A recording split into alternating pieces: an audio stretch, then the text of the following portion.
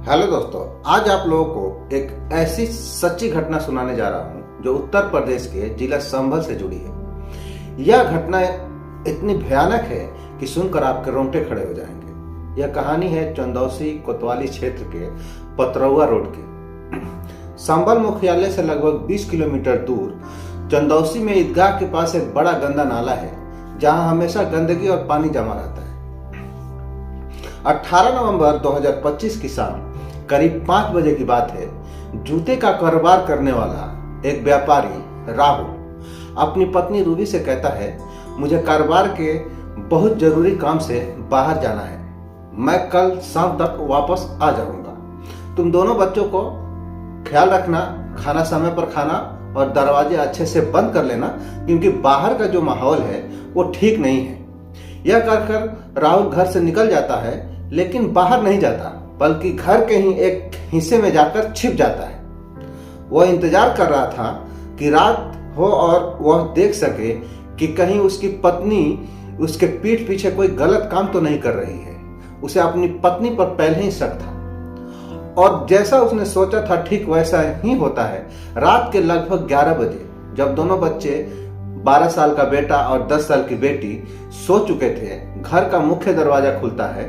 Ruby एक बाहरी व्यक्ति को लेकर ऊपर वाले कमरे में चली जाती है। कुछ ही मिनट बाद दोनों आराम से बैठकर बातें कर रहे थे, तभी राहुल ऊपर जाता है और अपनी आंखों से वह दृश्य देखता है जिसकी उसने कभी कल्पना भी नहीं की थी। उसकी पत्नी और वह व्यक्ति आपत्तिजनक हालत में थे। गुस्से से पागल राहुल चिल्लाता है, मुझे तुमसे बिल्कुल ये उम्मीद नहीं थी। किसी ने कहा था कि अपनी पत्नी पर नजर रखो, मैं वही कर रहा था। तुमने उसकी बात जो है बिल्कुल सच साबित कर दी। दिन निकलने दो, मैं तुम्हें नंगा करके पूरे मोहल्ले में घुमाऊंगा, लोगों को दिखाऊंगा कि तुम्हारी बेटी किस तरह का काम करती है। दरअसल राहुल अपने गांव गवा थाना रजपुरा को छोड़कर अपनी ससुराल चंदौसी में ही बिजनेस कर रहा था। उसे क्या पता था कि यहाँ रहकर उसकी पत्नी किस तरह का जीवन जी रही है। आगे जो होता है उसकी किसी ने कल्पना भी नहीं की थी।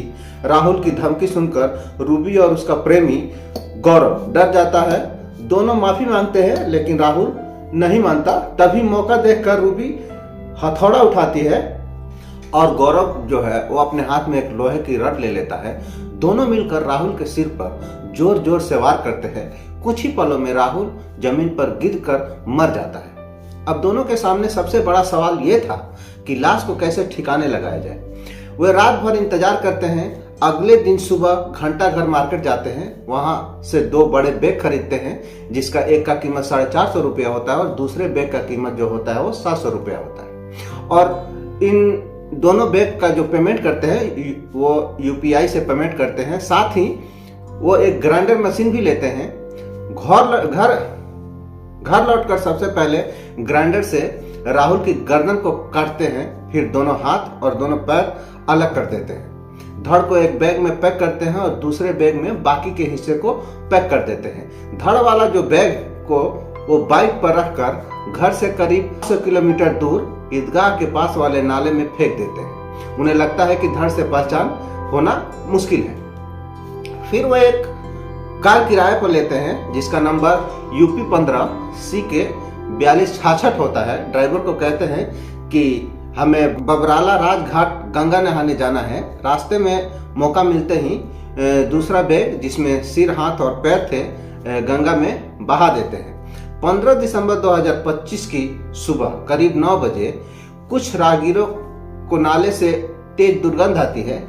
कुत्ते कुछ खींच कर सड़क की तरफ ला रहे थे। किसी जिम्मेदार व्यक्ति ने 112 पर कॉल किया। पुलिस मौके पर पहुंचती है। वहां के जो SHO Anuj Tomar, circle officer Manoj Kumar Singh, forensic team, dog squad सभी आ जाते हैं। वहां एक इंसानी धड़ मिलता है, सिर, हाथ, पैर गायब। पास में एक बैग में टी-शर्ट, अंडरवियर और पॉलीथीन मिलती है। ऐसा लगता था कि कुत्तों ने धड़ को बैग से बाहर खींच लिया है। पोस्टमार्टम के बाद पुलिस को सबसे बड़ा क्लू मिलता है। वो जो बॉडी थी उसके बाजू पर एक टैटू बना हुआ था जिसमें बड़े स्टाइल में राहुल लिखा था। पुलिस को याद आता है कि चंदौसी के रहने वाली रूबी नाम की महिला 24 नवंबर को अपने पति राहुल की गुमशुदगी की रिपोर्ट दर्ज कराने आई थी। रूबी को बुलाया जाता है, धड़ दिखाया जाता है। पहले तो वो मना करती है कि वह उसकी पति की लाश नहीं है, लेकिन जब टैटू का नाम सुनती है तो घबरा जाती है। पुलिस उसके मोबाइल की गैलरी चेक करती है।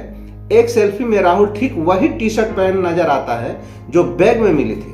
यह देखकर रूबी के पैरों तले से जमीन खिसक जाती है। फिर सीडीआर और सर्विलांस पर लगाया जाता है। पता चलता है कि रूबी कई लोगों से घंटों बात करती थी, खासकर एक गौरव नाम के लड़के से एक महीने में तकरीबन 1100 प्लस कॉल हुए थे। दोनों की जो लोकेशन थी वो भी सेम बता रही थी। गौरव को हिरासत में लिया जाता है।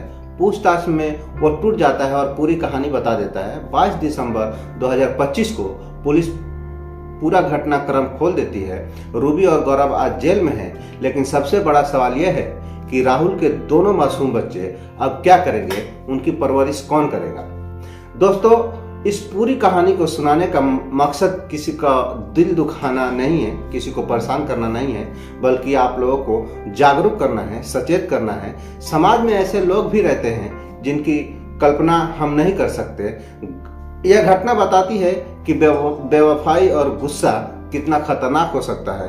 उम्मीद है आप सब अपने रिश्तेदारों की कद्र करेंगे और अपनों का ख्याल रखेंगे।